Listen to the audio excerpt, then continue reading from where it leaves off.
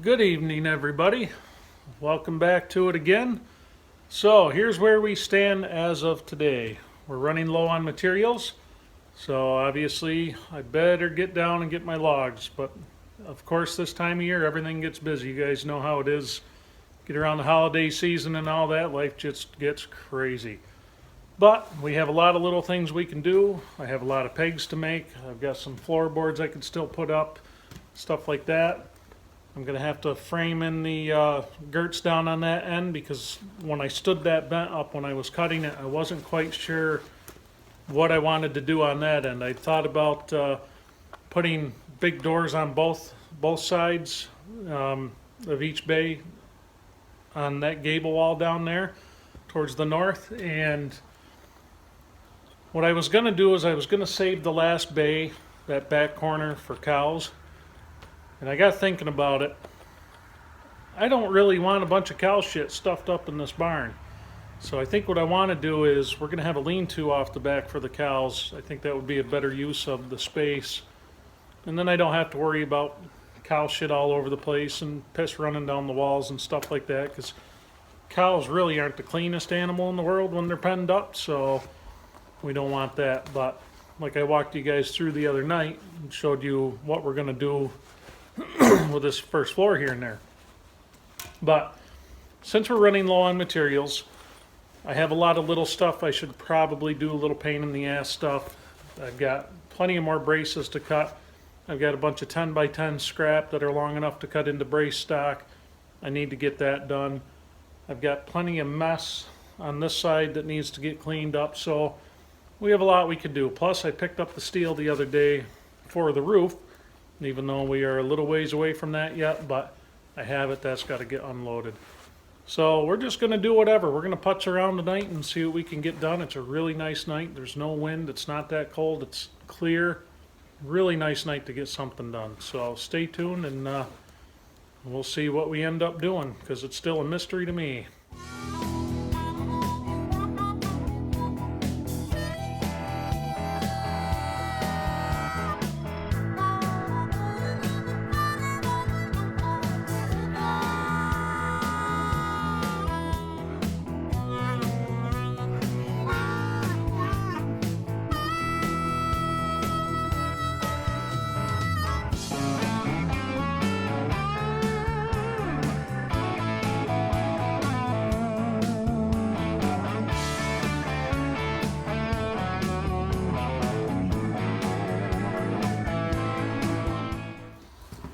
I think I feel like making some pegs tonight. We're getting behind on that, and believe it or not, I still have to drill some holes in peg.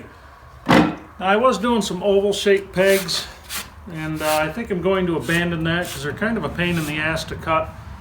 So, I'm going to take all these that I cut to inch by inch and an eighth. I'm going to rip them down to 1 inch. This table saw right here, I have had this table saw for almost 14 years. It's a Craftsman 10-inch table saw, aluminum top, nothing real fancy, but it collapses down. I can roll it around like a dolly. It was one of the early ones like that, and I tell you what, the thing works phenomenal. It really works well. I've got extension beds on it. I mean, this isn't, I've got that clamped down and set right now, so I'm not going to monkey with that. It's not real fancy. There's nothing really special about it. It's not a high-end by any means, but you know, I've built 2 kitchens with this before I got my nice cast iron top old Delta belt driven one that you guys have seen in some other videos. I built 2 kitchens with this thing, and you know, it's done a good job. It doesn't owe me a penny, and it wasn't that expensive at the time. It's pretty neat. So we're just going to rip some pegs down. And I've got a good cupped one right there. I'll set that aside. We'll split that in half. Have a good cupped one right there too. But anyway, we're just going to get to it. Cut some of these down. Get some bunch of 1-inch square blanks out of it and see where we go from there.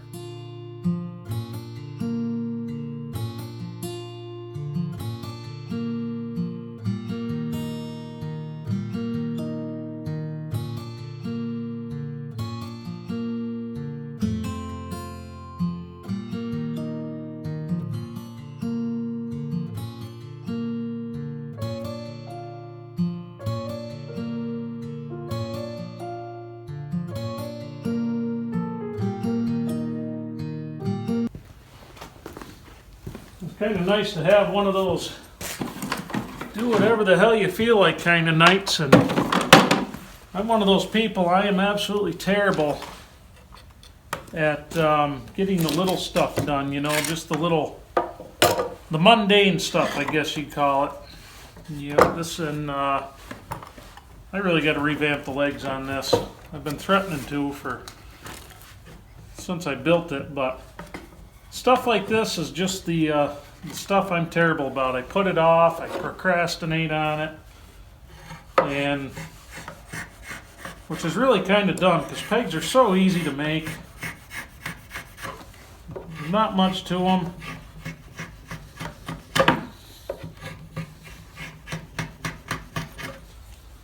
So it's quite fast to sit there and make a bunch of blanks on the table saw, but you really do have to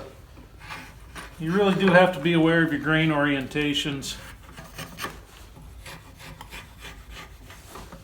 Now keep in mind if you're doing a bunch of these on a table saw, you want to really watch out. You want to make sure you're keeping your grain nice and parallel, and on stuff like pegs or anything like that, you really want to make sure that you're not having a bunch of grain run out, because that'll weaken the peg and it may keep it from doing the job it's supposed to do. But I don't know why I always put this off, because it's so relaxing. Not much to it.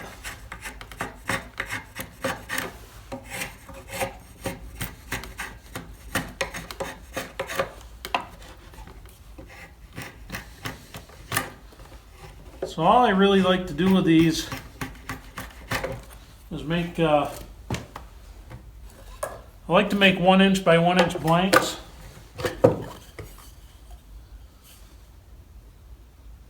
And I can afford to take some off of there, quite a bit.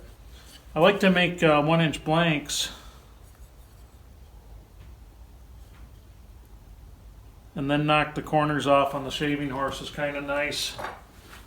It's really quick that way. A lot of times, I mean, you could do the whole thing on a table saw and it's actually quite easy. But it's a very relaxing evening to sit there with the draw knife. It doesn't take a lot of your time.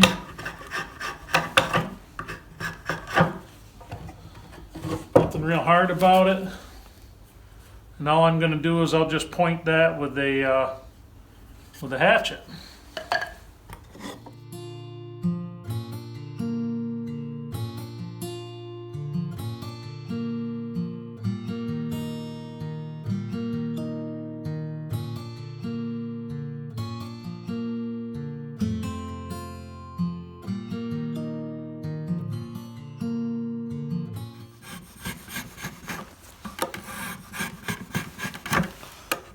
That's a great way to get a pile of kindling wood.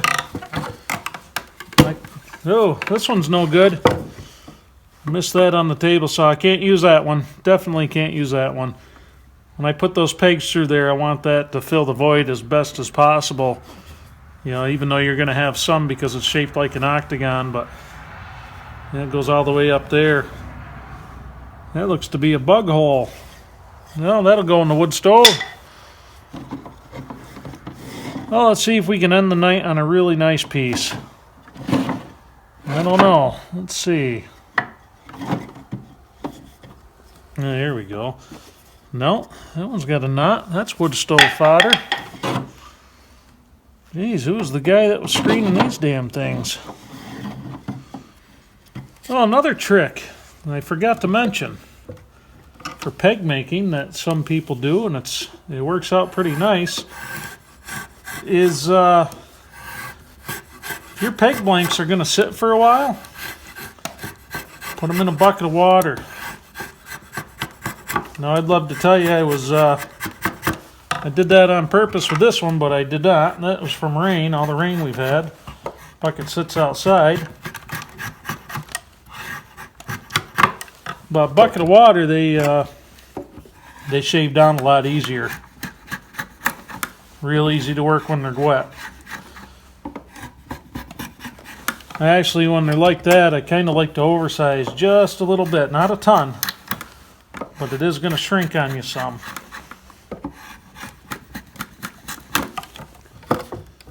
So all I'm doing is just knocking these corners off.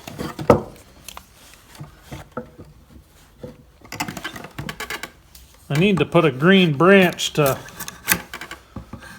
I guess we see what end we're going to point. I need to get a green branch on here to spring this head back, this treadle. I also have some old trampoline springs too that somebody gave me. They work pretty well, I'd say. Yeah, I got to get some material here. I've got to get down and pick those logs up. We're going to be trying to get my uncle's house ready this weekend for the eventuality when he does come home. We're not sure when that is yet, but so Sunday's going to be out, but Saturday, plan on working on this all day. Well, another almost productive evening. Did get a bunch of pegs made. Did get like 2 more siding boards back up I had sitting over there. Remember I said on the last one I had to take some more form boards off, so we did that first. We're just plugging away a little bit at a time every night, a couple hours here, a couple hours there. So you guys heard me say a few minutes, I got to get back out and get more logs so I can get my I believe the shorter ones I can get on the back of my truck for the queen posts. Those are much shorter. I should be able to get those on the back of the truck and back it right in here to the sawmill. Now I do have a bunch of purlin. I have 4 purlin plates already, so I have half of my, actually I have 5. So I have over half of my purlin plates already for the second floor for the rafters. And I think what we're gonna do once I get more queen posts, if it looks like, see, this is what happens a lot, is I'll make really good progress for a couple months, and then something will happen where I'll be waiting to be able to go get materials or something of that nature for a month or 2, and it just kills the project. But we're getting to a point now, if I could just keep chipping away, you know, as I get the funds, I'll buy some siding here or some sheathing here, a little more there. So probably I've got a few more weeks before I get enough to go pick up another truckload. So once I do that, that should just about finish the sheathing or come real close to it. With what we have right now, I should be able to finish the decking for the second floor of what we have here. And that'll at least get us this first floor shell enclosed for snow. It's not going to do much for rain because that rain's just going to come through the floor. But as we get deeper in the wintertime, you know, usually we don't get rain this time of year. Normally it's snow. But once we get into a little bit deeper into the winter, I'm not going to be worried about the rain at all. And the snow doesn't bother me to have the snow sitting on that because I could just shovel that off. So that's not a big deal. Now I've been throwing back and forth. I did cut stub tenons for the queen post to go up above, but I may change the way I'm doing that. I have an overabundance of 10-inch timber locks, and I may do like a pocket hole type thing and screw those down into the tie beams from above. Now I know some of you are gonna say, oh, don't do that, it's no good. Well, we're looking for time, and I don't want a bunch of mortises cutting those tie beams for rainwater to sit in while I'm working on the roof. And to be honest with you, all I need those posts to do is be anchored on the bottom. I'm not so much of a purist here that I can't have some fasteners here and there. So I think we're probably going to do that for time savings, because once I get going to where I'm framing that second floor out and we're hot and heavy in that, and I was really hoping to have it up by now, but we're just not there yet. I just want to be able to hit it and go hard and get it up quickly so I can get rafters on. I have my sheet metal now. It's here. It's in the back of my truck. I have that, and we'll be able to fly on that roof as we frame up that second floor. So probably what I'll do, I'll probably get 2 queen post sets up, get 2 purlin plates up, and then just start slinging sheet metal as I work my way across. 2 reasons for doing that. I'd feel a lot safer putting that roof on if I can work at it above the second floor without hanging out off the side of the building. That's going to be a tall roof, and I don't like heights. I'm not a big fan of them. I'm all right with them if I secure, I have something to grab onto, but working on a roof, I've never cared for it. I fell off one years and years ago stripping shingles. You know, it wasn't a far fall or anything like that. I didn't get hurt. I was really lucky, but it's one of those deals I don't feel like repeating it, and this is a lot taller than that roof was. So anyway, I hope you guys enjoyed it tonight. We just putzed around a little bit and got what we could done. That's all we can do, a little bit every night. So we're gonna pick this up tomorrow night and hope to see you then.